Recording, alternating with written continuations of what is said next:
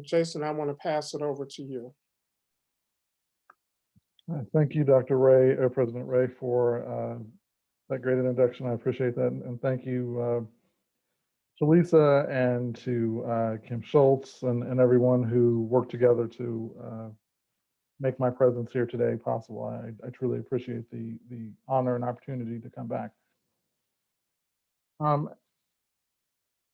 guess I'll just walk through the work, begin with walk through the work that I am doing now. So as Dr. Ray pointed out, I'm serving as the inaugural Red Rustin Fellow for the Community Renewal Society, and so that is leading their LGBTQIA work where we're organizing CRS member congregations around LGBTQ issues, particularly given that we're in a state where there's not a breadth of legislative issues that we would mobilize around at the state level. What BRLI does for CRS is give it a connection to federal advocacy opportunities. And so one of those federal advocacy opportunities right now is the Equality Act. So that just got passed in the House. And so now we're looking at it going into the Senate, and essentially that being an uphill battle. So it's the issue team that I lead at CRS is mobilizing around moving the Equality Act through the Senate. At this point, there are there's other legislation that we're looking at. Do No Harm Act, which looks at discrimination against LGBTQIA people in healthcare, and then also the Every Child Deserves a Family Act. And so, but right now those aren't necessarily immediate priorities, but right now we're looking at that. And so this is the second time that BRLI has been involved in the Equality Act. So in 2019, it made it through the House, but obviously we were dealing with a different administration in 2019. So it didn't make it to the Senate. And so I was BRLI was one of the chief sponsors, coalition sponsors that worked on getting it through the House. And so I will say that what prepared me to launch the Red Rustin Liberation Initiative in April 2018 was working with the United Church of Christ in the DC office. I had a vast array of opportunities to do a number of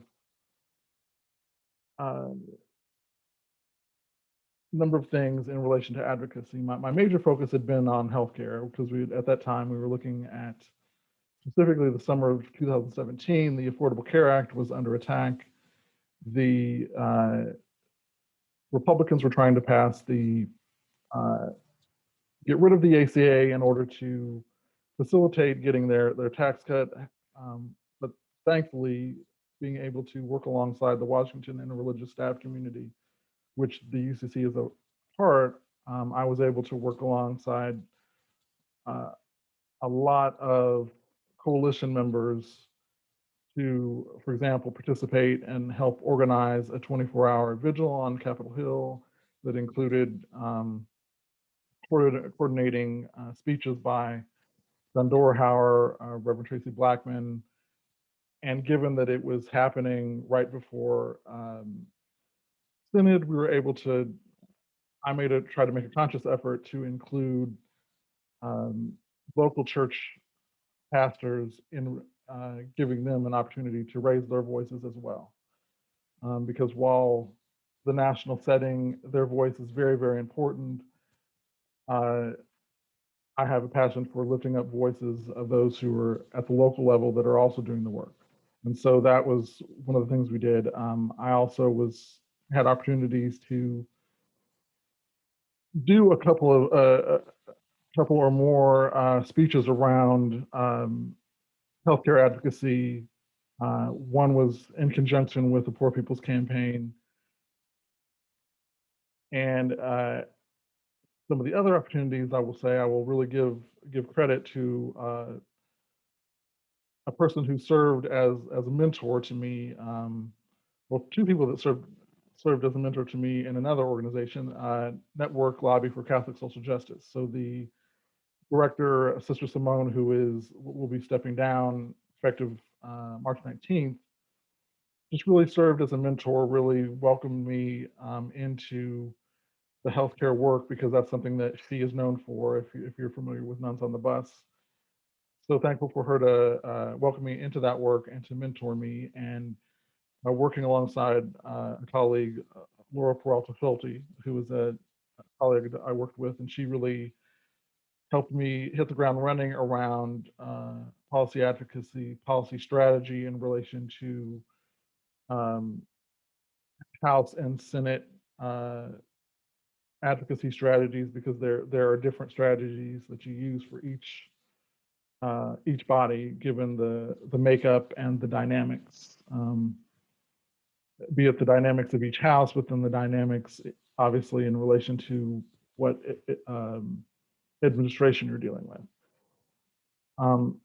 And then also the time in the UCC DC office also opened up opportunities to do more LGBTQ advocacy, which I will say is what also sparked the inspiration to found the Bread, Rest, and Liberation Initiative. So, for example, I was given the opportunity to participate in the Ethics of Reciprocity conference at the United Nations in New York. I was one of two US faith leaders that spoke out against LGBTQIA discrimination and violence around the world. And as much as I appreciated that opportunity,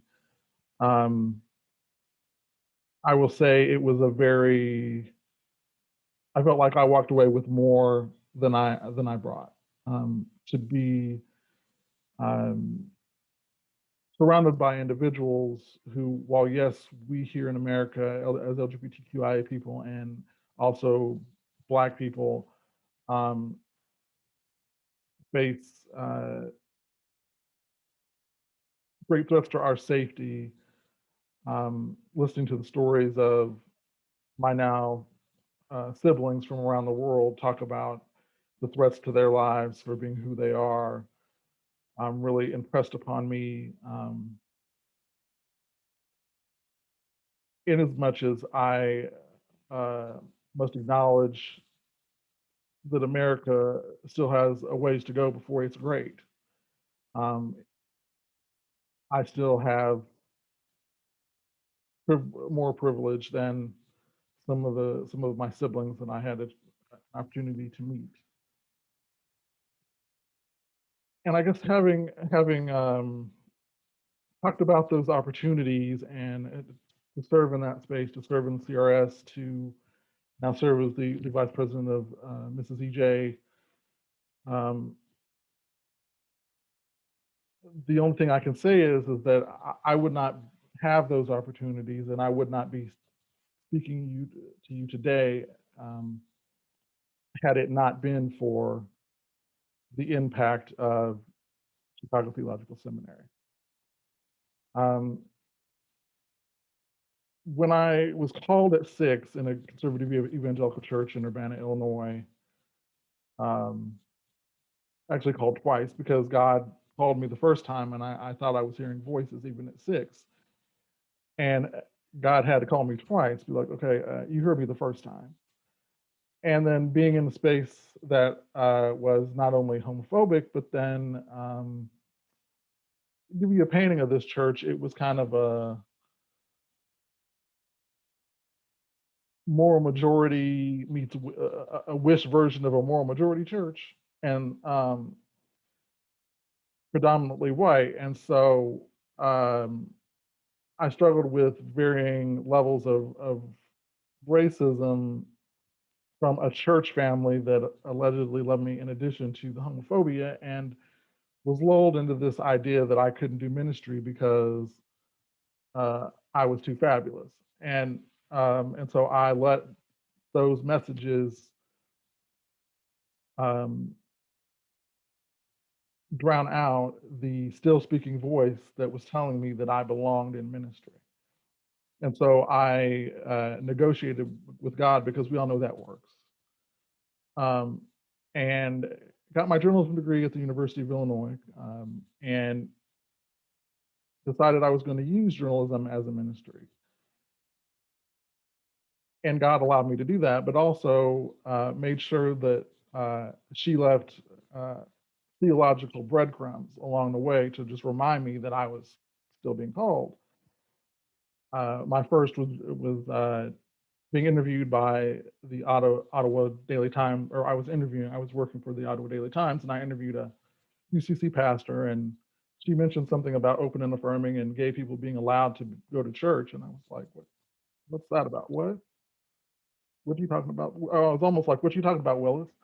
Um, and that was my first, but I was still just really struggling with um, reconciling that was actually true. I moved on to another newspaper, and I was covering a serial killer. There were women of color who were struggling with substance abuse and were participating in sex work to um, sustain their habits, or sustain their substance use. And the issue that became was that they were being murdered in one place, and then their bodies were being left in the area in which I was covering, and it essentially was a crime story. So my colleague, who was the police reporter, was just essentially writing stories saying, this a woman is dead, another woman is dead, and also, given that it was this is 2004, Free Black Lives Matter, and it's a sundown town. Their lives were essentially just another one, doesn't matter. And I felt this call to humanize them. And so I went to my editor and I said, I need to do something. I mean, would like to do stories about these women and really show, okay, what were they like before? And was allowed to do that. And so it brought me to being able to gather with, there ended up eventually being 7 victims, and there were 2 pastors, Reverend Lauren Paget and her wife, Reverend Carol Hoke, who were serving in Peoria, now serving in Pekin, and now serving a Pekin UCC church. And they were created this pastoral care space. Long story short, I was going to the pastoral care space, interviewing them, and being able to write these stories. And so that, for me, I believe was a seed that was planted. But I was still struggling with church hurt and church distrust, and found myself coming to Newport, Illinois, to work for the newspaper. And I still wasn't attending church. I ended up interviewing the pastor of St. John's. And during the interview, tried to low-key ask him, well, are gay people welcome? And he was like, yes. And at the time, they were going through the O&A process. And because I worked for the newspaper, I mean, it's a town of 15 to 20,000 people. Working for the newspaper, I was kind of like the Lester Holt of town, because I was the first Black reporter that they'd ever seen, and anybody that worked for the newspaper was a celebrity. So they found it interesting that I was there, and for whatever it's worth, I believe my presence helped them feel like becoming open and affirming was something that they could consider. And so they and I don't say that I'm the only reason. I just feel like there was I had some small influence. So they decided to become open and affirming, and I became heavily involved in creating their LGBTQ group as a member. But I was feeling called to the ministry after dealing with some personal issues, which included a bad breakup. There were just doors were closing. There were just doors closing, and as I reflect now, I understand doors were closing because another door was going to open. And that door obviously was pursuing ordained ministry. Of course, I didn't know that then, but I was just really feeling called ministry, and I wish ministry and to seminary, and I wish I could say that an exhaustive search led me to CTS. However, it was me Googling a UCC affiliated seminary in Chicago, which, since there was only one, that was helpful. So I didn't have to look very far. And so I remember applying, and I remember having an interview, and I having my initial phone interview, being so nervous because I just had this feeling that CTS was where I belonged. And I guess just to back up also, one of the things that also helped my discernment process was that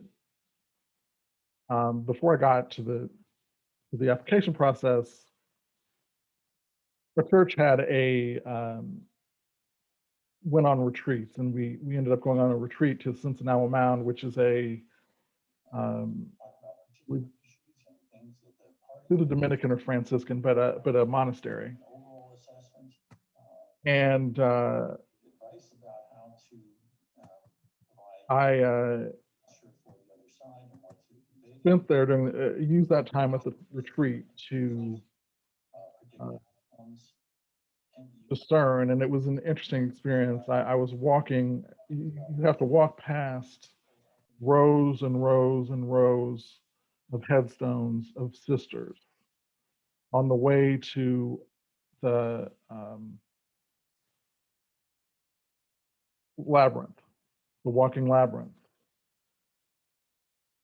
And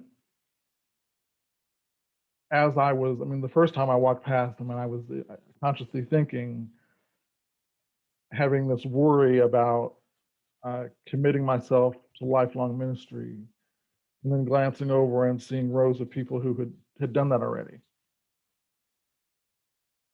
And then going and walking the labyrinth, and then walking back past them, and still having that thought. And again, God is like, they did it. And finding myself at a bench and sitting down and just finally stop fighting. And so that really helped me discern that I was ready to go into ministry and to go to seminary. And then we had the 2012 Open and Affirming Gathering at Elmhurst. And I participated in something, or went to a speech where Ben Guess, one of the former members of the Collegium at the national setting, who's also openly gay and is now heading the ACLU of Ohio. But for me, it was, oh, okay, finally it clicked that a gay man could do ministry, but something was missing from me. And we ended up having a plenary, in the chapel at Elmhurst. And walk over to the chapel, and I walk in, and it's Bishop Flunder speaking. I have no idea what she said, because God was shouting, "I told you so," in my head, and I couldn't hear anything. And so those two things are what allowed me to finally understand that I was called to ministry and called to seminary. So again, as we jump back forward to the initial interview after my application, like I was so nervous because I just had this feeling I belonged. And then to walk through, because I am really weird about important dates in my life. So I remember that it was March 13th, 2013, when I came to my CTS tour. And um, and the hospitality that Reverend Lisa and Reverend Iana offered, as did the entire community, is what, among other things, I mean, I think that that was the biggest for me, but among other things, is what brought me to CTS.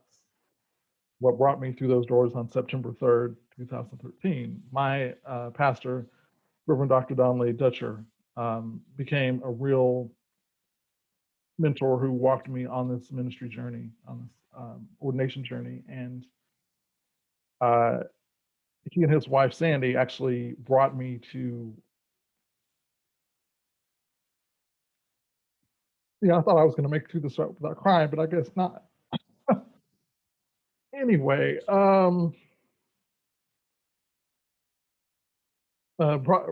walked me through the door and described it as like bringing their child to college. And so it's one of the most indelible memories that I have of my beginnings at CTS.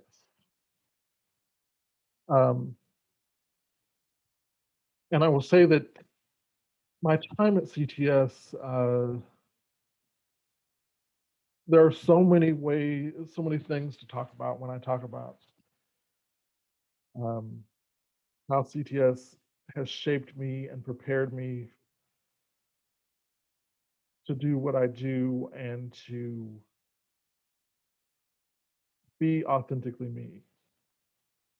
And I think that is what the most important thing that it did for me. I mean, yes, it prepared me for ministry with the academics, but um, having professors like Reverend Dr. Joanne Marie Terrell, um, Reverend Dr. Lee Butler, uh,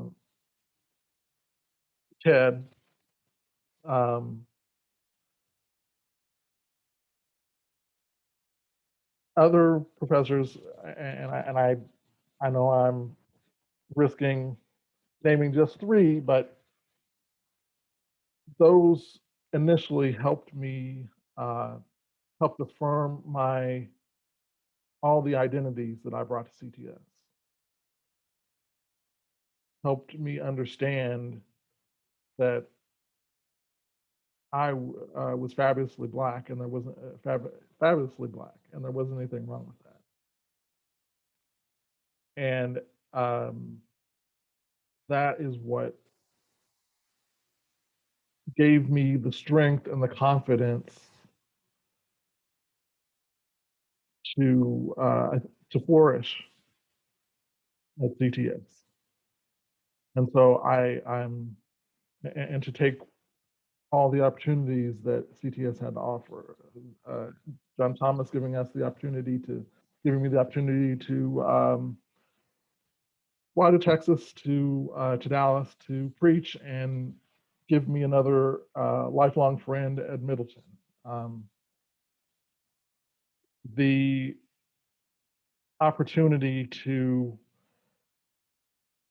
um, become a member of a university church, participate in supporting the work of young activists there in Hyde Park in the neighborhood who were working to fight to get the trauma center back. And also to the opportunity to do LGBTQ advocacy to support LGBTQ asylees who came here with nothing. And for me, one of the things that I hold dear is knowing that some of the work that I did made Ched proud.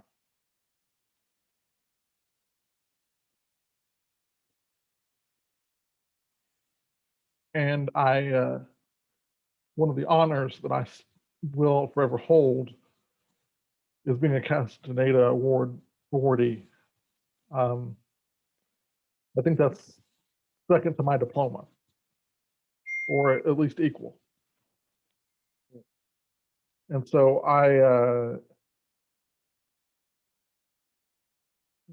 just marvel at what CTS has done for me and what it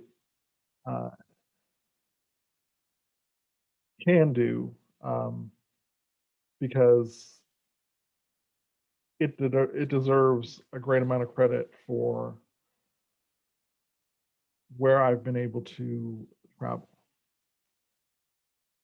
Well, we want to thank you for that, um, uh, Reverend Wilson. And, I want to personally thank you for the powerful testimony about the journey, because sometimes, certainly as an administrator, I can be so caught up with the people that we're shaping to change the world that I forget that we can actually change people in our own place, and that's what allows them to change people in the world.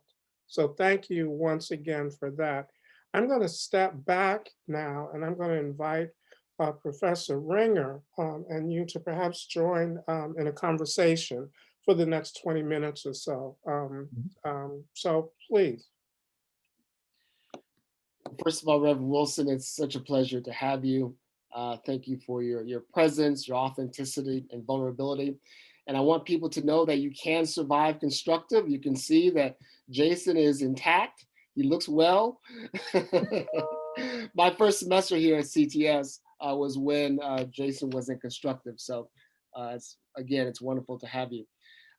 Now we are going to talk about being fabulously Black, but before we get there, I want you to know we're going to touch on that. Before we get there, you said something in your remarks that I think was really important, and I'd like to kind of use it to frame our conversation. You mentioned being welcomed into the work. I think that's really important for someone who's an alum, and we have students who are currently in their programs.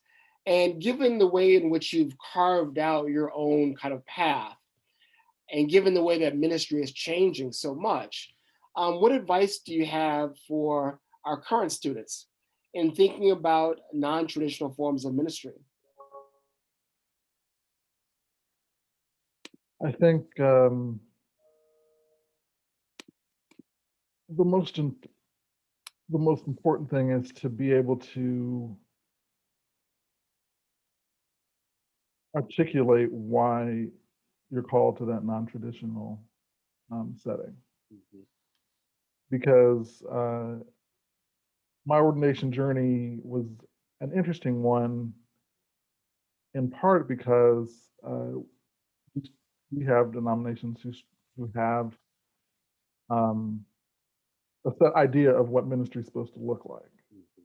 Although Christianity is modeled after a ministry of a divine being who was doing social justice and doing non-traditional ministry, we've still created this space where ministry can only be done in this one space. And I think that is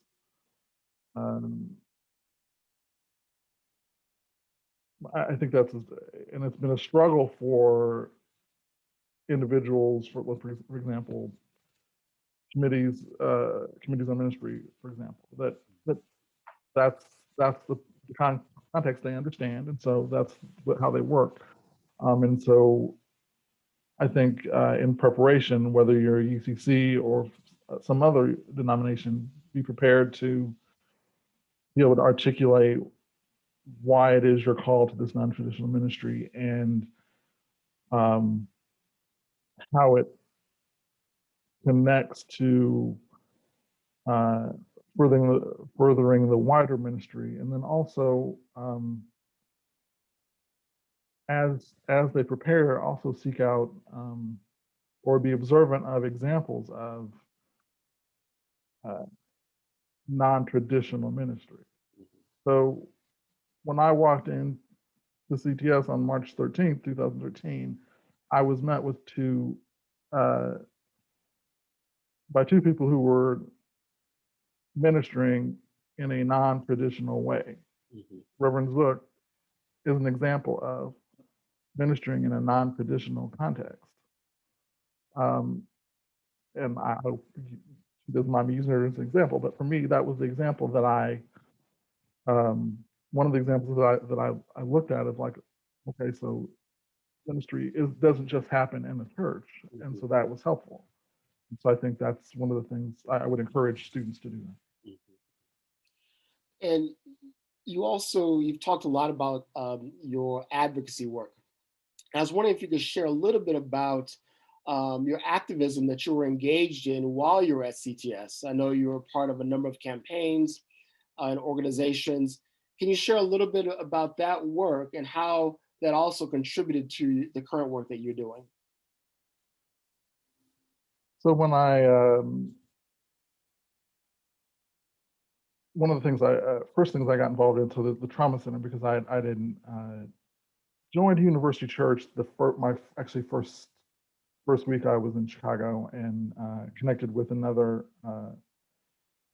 CTS alum, Johnny Klein, and so we were working together on that campaign, and then that led me into working with the poor people of the People's Lobby and Reclaim Chicago on some other things, and then as we saw, LaQuan McDonald and trying to get rid of Rom, all that, I was helping shut down Michigan Avenue to try to accomplish that. And I think for me, I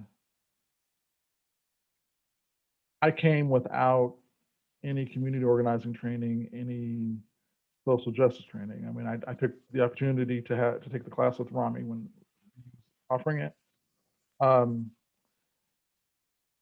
But I'd already been doing organizing up to them, but so the actual experiential work really helped me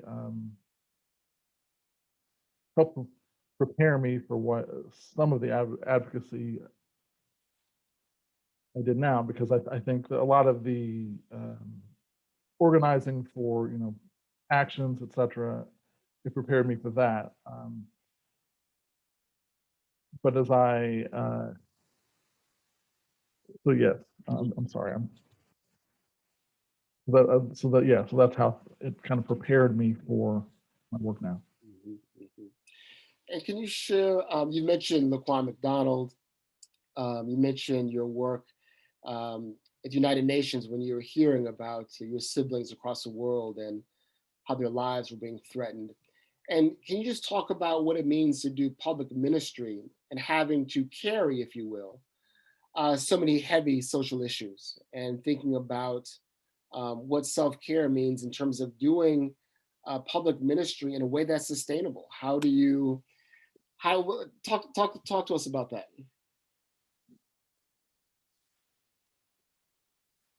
When I arrived in DC, I think it became more intense after the 2016 election. But I found myself in a space of feeling like I was a national pastor, like I was responsible for this flock of 300 million. And I think that all of us in ministry at some point have this idea that if we're not ministering 24/7, trying to stop every injustice, that that we're somehow not fulfilling God's call. And understandably, that's an illogical concept, but sometimes when you're in the midst of ministry, sometimes logic is a little, becomes elusive. And so I think for me, as I started with that, it was,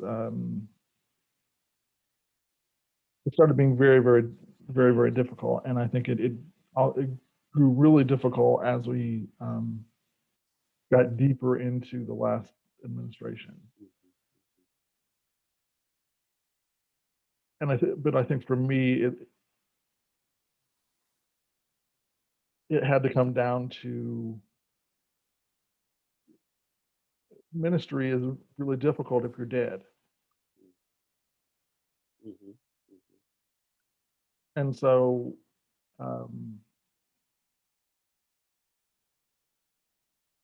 also, I mean, so that was one of the reasons why I just felt like I needed to, and this, of course, this was, I came to that realization well before COVID.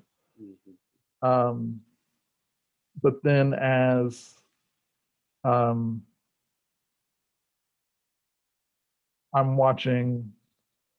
began to watch shortly after my 44th birthday, watching our nation begin to lose thousands and thousands and thousands of people.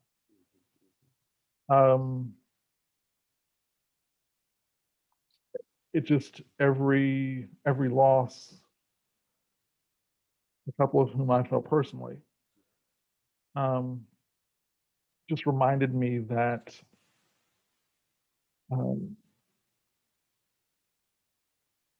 you not only need to, yes, be ready to fight injustice. Yes, be ready to stand with and minister to other people, but in order to be able to hold their grief, hold them in, hold their grief, hold their problems, fight injustice on their behalf, you have to be whole. And the only way you can do that is if you acknowledge the gifts and the privileges that you've been given, because acknowledging the privilege to have someone to love, or the privilege to just enjoy walking down the street, just to go for a stroll, does not mean that you are forsaking those that you're ministering to. It's essentially you re-energizing yourself to be fully present with them. Thank you.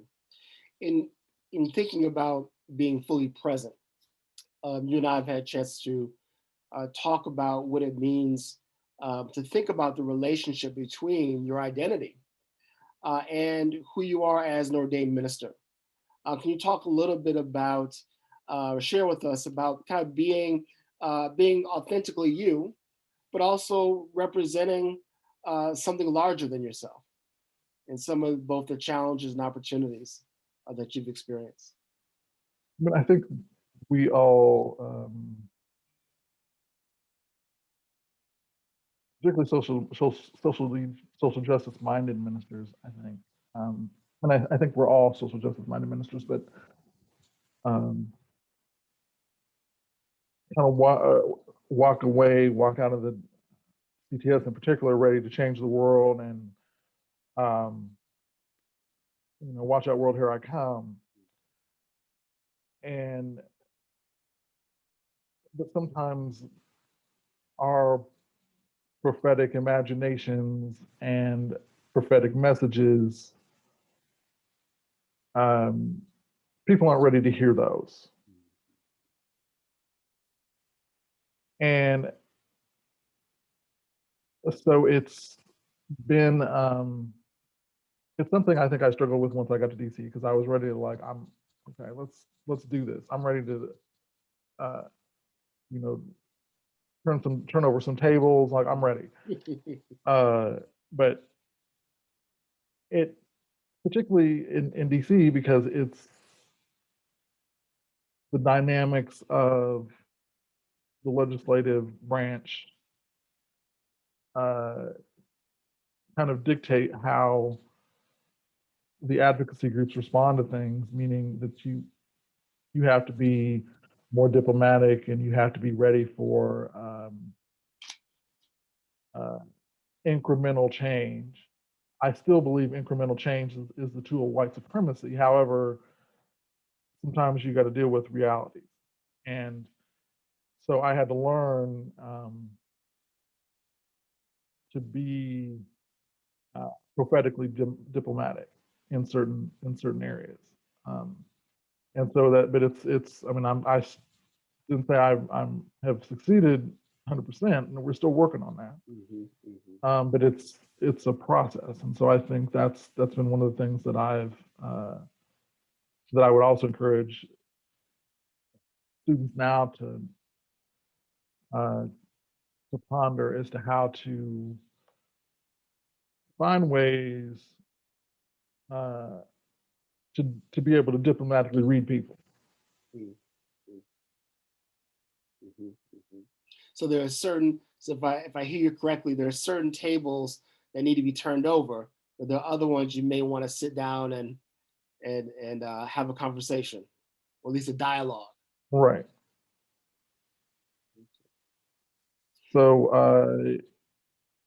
so for example, the Washington and religious staff community, one of their policy priorities, some of the things that they don't focus on, so abortion, LGBTQ issues, Palestine and Israel, and I'm forgetting another. Well, those are I think those are what they call third rail issues. And I found myself, so for example, that table is what helps generally organizes the ecumenical advocacy days. And I found myself when I was at the table trying to figure out how to weave in some mention of LGBTQ issues. And then also being very forthright about more diversity, because also this table in this community is not that diverse either. But I found that it was more beneficial to be more prophetic about the lack of diversity in relation to race and race and sexism and things of that nature than it was to challenge something that they had already said was a third rail issue. Gotcha. And I think for me, in the moment, it felt like I was betraying my community. But it also then ended up saying, okay, well, if I'm in this space, in this coalition space, and saying that I can't do LGBTQ advocacy, then that means I'm just going to double my efforts in the spaces that I can do LGBTQ advocacy. So I guess there was a silver lining in that. But so I guess that's one example of kind of being diplomatically prophetic. So, so we have about 10 minutes left. I want to make sure we give an opportunity for those who are gathered here today to ask questions if they want as well. We have about five minutes. Okay, excuse me, about 5 minutes.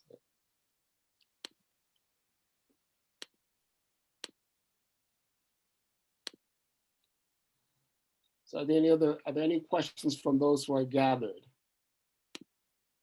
You can either unmute or place a question in the chat if you want.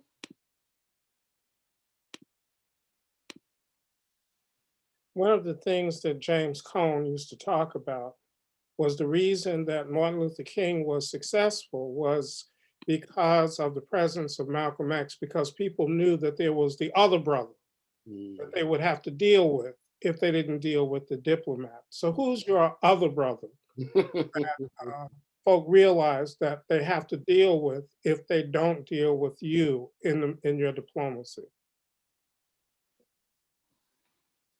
I ended up describing myself as Barrett X during a coalition meeting at one point. So I think I would kind of see myself as the child of Barrett and Malcolm, because he was actually never, Barrett Rustin was never actually out for the most, I mean, it was out from the get-go from the most part, until some issues in the mid-50s, but then, so I would say my other brothers would be Malcolm and Barrett. Okay, because you know what I was trying to get you to fess up to was that even though you speak softly and walk lightly, that you really are the other brother. But I just wanted to get to that point. Well, yeah. We do have a question from Amanda Sheldon. Hi, Jason. It's so good to see you. And Hey, I have Amanda. the immense blessing of seeing you in action on the UCC national setting. And I was really struck by what you said about feeling like you're betraying your community in some circumstances by feeling almost muzzled, or like you had to restrain what you wanted to say. And I was wondering if you might share a time when you felt like you didn't have to do that, where you felt like you were really bringing that honesty and that prophetic voice. And so I was just wondering if you could share about that. I think it was the time that I found myself standing on the world stage at the United Nations and just speaking from my heart in that moment was I think one of the, you said one, and now I'm going to come up with another. But that one time I think was the most impactful, I think, for me. And if we have time for one more, I'm going to allow Dr. Terrell to have our last question. How can CTS best support the work that you're doing? Let's see.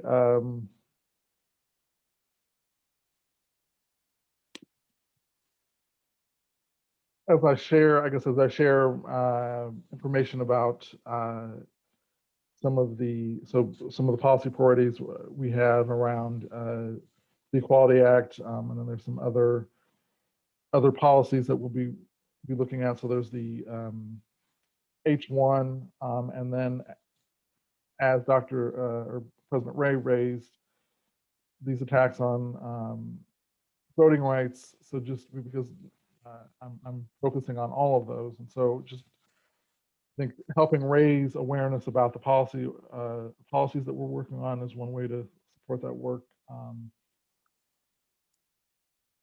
And signing on to letters, petitions are also great ways to support the work. And also as students are pursuing coordination and need recommendations